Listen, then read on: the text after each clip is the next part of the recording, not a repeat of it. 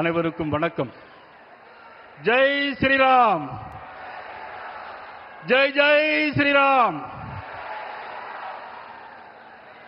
இந்திய நாட்டின் ஈடில்லா திருமகன், குஜராத் மாநிலம் தந்த நல்முத்து, உலக நாடுகளே போற்றுகின்ற மாபெரும் தலைவன், மதிப்பிற்கும் மரியாதைக்குரிய நமது பாரத பிரதமர் நரேந்திர மோடிஜி அவர்களே,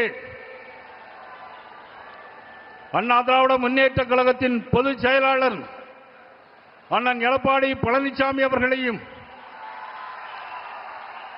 பாட்டாளி மக்கள் கட்சி தலைவர் அன்புமணி ராமதாஸ் அவர்களையும், அம்மா மக்கள் முன்னேற்ற கழகத்தினுடைய தலைவர் அண்ணன் டிடிவி தினகரன் அவர்களையும், தமிழ் மாநில காங்கிரஸ் தலைவர் மதிப்பிற்கும் மரியாதைக்குரிய ஜி.கே. வாசன் அவர்களையும், மதிப்புக்குரிய அண்ணன் ஜான் பாண்டியன் அவர்களையும், நீதி கட்சியினுடைய தலைவர் அண்ணன் ஏ.சி. சண்முகம் அவர்களையும், ஐக்கிய ஜனநாயக கட்சியினுடைய தலைவர் மதிப்புக்குரிய பாரிவேந்தர் அவர்களையும், இந்த நிகழ்வில் கலந்து கொண்டிருக்கிற அண்ணன் என்ஆர் தனபால் அவர்களையும், மற்றும் நிகழ்வில் கலந்து கொண்டிருக்கிற தென்னிந்திய ஃபார்வர்ட் பிளாக் கட்சியினுடைய தலைவர் திருமாரஞ்சி அவர்களையும், நமது முத்தரையர் முன்னேற்ற கழக தலைவர் ஆர்.வி. சாமிநாதன் அவர்களையும், யாதவ மகாசபையினுடைய தலைவர் எனது அன்புக்குரிய அண்ணன் சே. ராமச்சந்திரன் அவர்களையும்,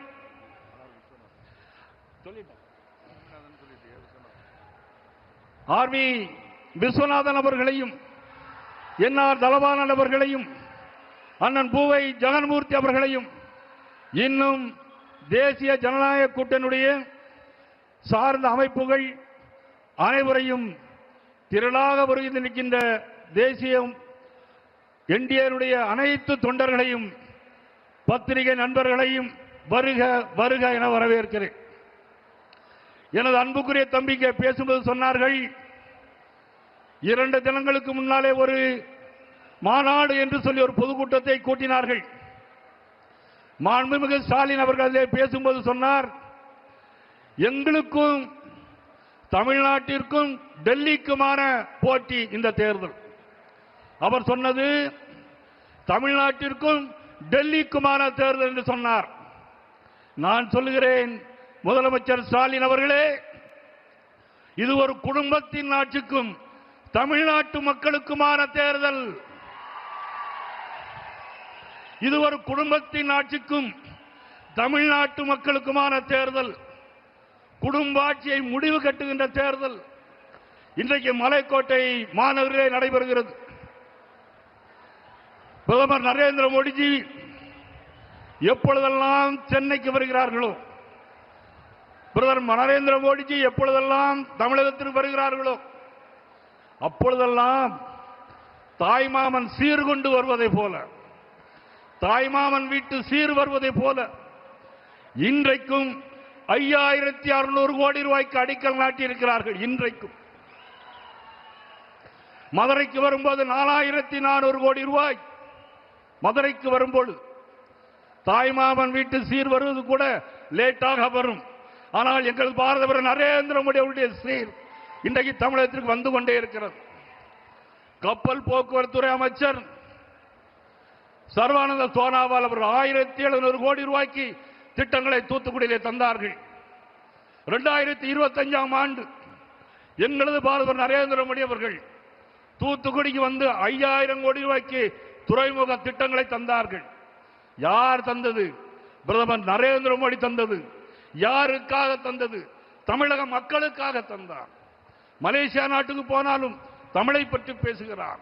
எங்கு போனாலும் தமிழ் கலாச்சாரம் பண்பாடை பற்றி பேசுகின்ற மாபெரும் தலைவர் நரேந்திர மோடி அவர்கள் இன்றைக்கும் 5600 கோடி ரூபாய் தந்திருக்கிறார். முதலமைச்சர் ஸ்டாலின் கேட்கிறார், என்ன கொடுத்தார்கள், என்ன கொடுத்தார்கள்? கடந்த காங்கிரஸ் திமுக ஆட்சி மத்தியில் இருந்ததை காட்டிலும் 14 லட்சம் கோடி ரூபாய் தமிழகத்தில் தந்த மாபெரும் தலைவர் நரேந்திர மோடிஜி அவர்கள் 14 லட்சம் கோடி ரூபாய் தந்தது நமது பிரதமர் நரேந்திர மோடி அவர்கள் மறுக்க முடியுமா? அது மட்டுமல்ல, இன்னைக்கு ஸ்டாலின் கூட்டத்திலே பேசியிருக்கிறார்கள், எல்லா தொண்டர்களையும் பார்த்து பேசியிருக்கிறார்கள். கிரிக்கெட் போட்டியில் கடைசி பந்து கடைசி பந்து வேகமாக வீசணும் அப்படின்னு சொல்லியிருக்கார்.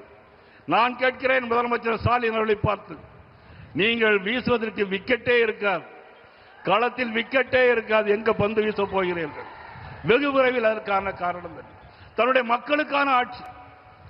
நேற்று நாளை ஒரு சினிமாவில் புரட்சியில் எம்ஜிஆர் பாடுவார், தெரு தெருவாய் கூட்டுவது பொதுநல தொண்டு, ஊரார் தெரிந்து கொள்ள படம் பிடித்தார் சுயநலம் உண்டு, மக்கள் நலம் என்றே சொல்லுவார், தம் மக்கள் நலம் ஒன்றேதான் மனதில் கொள்ளுவார், தம் மக்கள் நலம் ஒன்றேதான் மனதில் கொள்வார். அவருடைய ஆட்சியை வீட்டுக்கு அனுப்ப வேண்டும்.